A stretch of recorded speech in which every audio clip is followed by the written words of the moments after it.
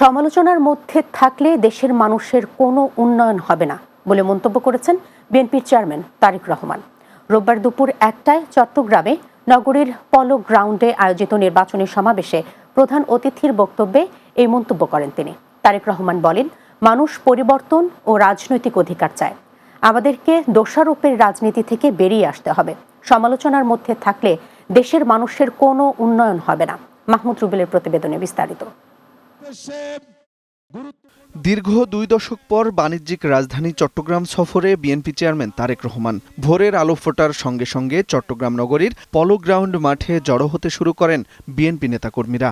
কেউ আসছেন দল বেঁধে, কেউ আবার রাত থেকেই অবস্থান নিয়েছেন মাঠে। তারেক রহমানের চট্টগ্রাম আগমন ও সমাবেশকে ঘিরে নেতাকর্মীদের মধ্যে দেখা গেছে উচ্ছ্বাস। মহাসমাবেশের আশপাশ ছেয়ে গেছে ব্যানার ফেস্টুনে। দুপুর 1টায় চট্টগ্রামে নগরীর পলো গ্রাউন্ডে আয়োজিত নির্বাচনী সমাবেশে প্রধান অতিথির বক্তব্য রাখেন বিএনপি চেয়ারম্যান তারেক রহমান। তিনি বলেন, ক্ষমতায় গেলে 1 লাখ স্বাস্থ্যসেবা কেন্দ্র স্থাপন ও খাল খনন করবে বিএনপি। আপনাদের ভোটের মাধ্যমে 12 তারিখে ইনশাআল্লাহ বিএনপি সরকার গঠনে সক্ষম হলে আমরা সমগ্র বাংলাদেশে খাল কাটা কর্মসূচি চালু করতে চাই। গ্রামের নারীদের কাছে, গ্রামের শিশুদের কাছে স্বাস্থ্য সেবা তাদের ঘরে ঘরে পৌঁছে দিতে। বিএনপি চেয়ারম্যান বলেন, যে কোনো মূল্যে দুর্নীতির টুটি চেপে ধরবে বিএনপি সরকার।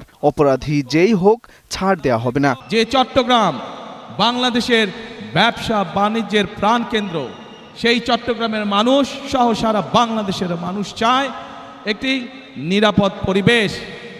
তারেক রহমান বলেন, সবাইকে দোষারোপের রাজনীতি থেকে বেরিয়ে আসতে হবে। সমালোচনার মধ্যে থাকলে দেশের মানুষের কোনো উন্নয়ন হবে না।